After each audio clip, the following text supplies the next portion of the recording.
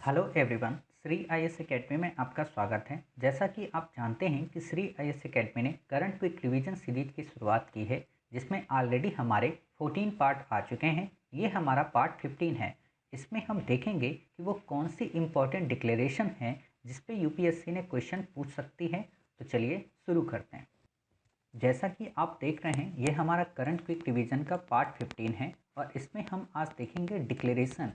होता क्या है कि यूपीएससी इंडिपेंडेंट रूप से काफ़ी बार डिक्लेरेशन से रिलेटेड प्रश्न पूछती है और आपको अगर एक जगह डिक्लेरेशन लिखी हुई नहीं मिलती हैं तो आप कंफ्यूज हो जाते हो। इसीलिए हमारी टीम ने इन डिक्लेरेशन को अलग से एक पार्ट में मेंशन कर दिया है, ताकि आप इम्पॉर्टेंट डिक्लेरेशन को याद कर अपने प्रश्न को सही कर सकते हैं। आपको पता हो कि इस बार के यूपीएससी प्रीलिम में भी डिक्लेरेशन से संबंधित प्रश्न आया था। क्लियर? तो देखते हैं। आपसे प्रश्न पूछा जा सकता है, कोलंबो डिक्लेरेशन किससे संबंधित है या किस ऑर्गेनाइजेशन से संबंधित है या फिर इसका विषय क्या था। तो आपको पता हो कि कोलंबो डिक्लेरेशन यूएनईपी से संबंधित है और इसका विषय था नाइट्रोजन वेस्ट को कम करना। क्लियर? तो यहाँ पे आपको ऑप्शन में दे सकता है, क्या ये ब्रिक्स का इनिशिएटिव था, क्या ये सार्क का इनिशिएटिव था, क्या ये बिम्स्टेक का था। तो आपको कंफ्यूज नहीं होना है, क्योंकि ये यूएनईपी का इनिशिएटिव था। फिर है वॉशिंगटन ट्रीटी। आपसे प्रश्न पूछा जा सकता है कि वॉशिंगटन ट्रीटी किससे संबंधित है। यूपीएससी ने एक बार प्रश्न पूछा है कि फोर्टेलेजा डिक्लेरेशन किससे संबंधित है, क्या ब्रिक्स से संबंधित है। तो उस समय क्योंकि ब्रिक्स चर्चा में था, इसीलिए वो आंसर सही हुआ। तो आपसे ये भी प्रश्न पूछा जा सकता है कि वॉशिंगटन ट्रीटी किससे संबंधित है, नाटो से। और आपको पता हो कि करंट अफेयर्स में इस समय नाटो काफ़ी चर्चा में है। क्लियर? फिर है नागपुर रेजोल्यूशन। जब आप अपने आंसर लिखते हो और उसमें पब्लिक सर्विस डिलीवरी सिस्टम के इम्प्रूवमेंट की बात करते हो, तो आप वहाँ पे तथ्य के रूप में नागपुर रेजोल्यूशन का उपयोग कर सकते हो। क्लियर?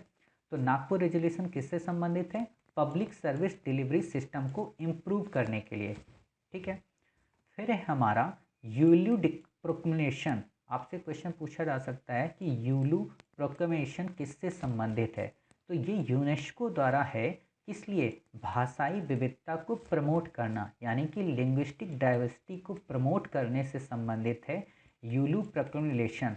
आपसे प्रश्न पूछा जा सकता है कि यूलू जो प्रोक्लेमेशन है, क्या वो बिम्स्टेक का इनिशिएटिव है, क्या वो G20 का इनिशिएटिव है, क्या वो यूएनईपी का इनिशिएटिव है। तो नहीं, ये यूनेस्को का इनिशिएटिव है। ठीक है। फिर है लखनऊ डिक्लेरेशन। आपसे प्रश्न पूछा जा सकता है कि लखनऊ डिक्लेरेशन किससे संबंधित है।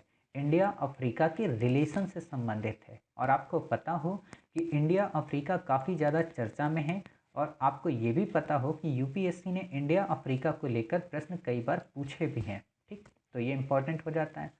फिर है दोहा समझौता। इस बार काफ़ी ज़्यादा चर्चा में रहा था। तो आपसे प्रश्न पूछा जा सकता है कि जो दोहा समझौता है वो किससे संबंधित है।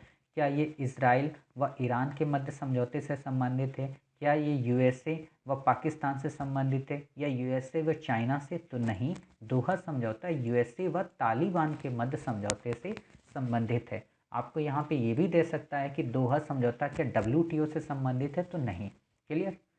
फिर है विक्टोरिया समझौता। काफ़ी इंपॉर्टेंट है। विक्टोरिया समझौता किससे संबंधित है? इंडियन ओशियन कॉन्फेशन से संबंधित। कहने का मतलब हिंद महासागर में जो गतिविधियां होती हैं उनको टैकल करने से संबंधित है। क्लियर?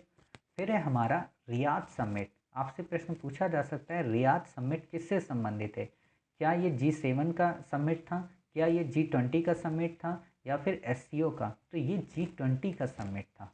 क्लियर? लास्ट है हमारी फोर्टेलेजा डिक्लेरेशन। ऑलरेडी यूपीएससी ने इस पर प्रश्न पूछ लिया है, फिर भी हम रिवीजन के लिए इसे याद कर सकते हैं, ताकि जब ऑप्शन आए तो हम एलिमिनेट अच्छे से कर सकें। तो आपको पता हो फोर्टेलेजा डिक्लेरेशन किससे संबंधित है? ब्रिक्स से। अब आप में से कई सारे स्टूडेंट्स के मन में ये आ रहा होगा कि सर नाटो के बारे में हमें डिटेल से बता दीजिए, यूएनईपी के बारे में बता दीजिए और ब्रिक्स के बारे में बता दीजिए। तो आप बिल्कुल भी चिंतित ना हो, बहुत जल्द हम इंटरनेशनल ऑर्गेनाइजेशन की सीरीज की शुरुआत करेंगे, जिसमें हम इन सभी इंटरनेशनल बॉडीज़, इंडियन बॉडीज़, इनको कवर करने की कोशिश करेंगे और लगभग सारे डायमेंशन कवर करेंगे, ताकि आपका इन बॉडीज से रिलेटेड प्रश्न गलत ना हो। क्लियर? तो आज के लिए बस इतना ही। मिलते हैं नेक्स्ट पार्ट में कुछ नए इनिशिएटिव के साथ। तब तक अपना ख्याल रखिए और स्वस्थ रहिए।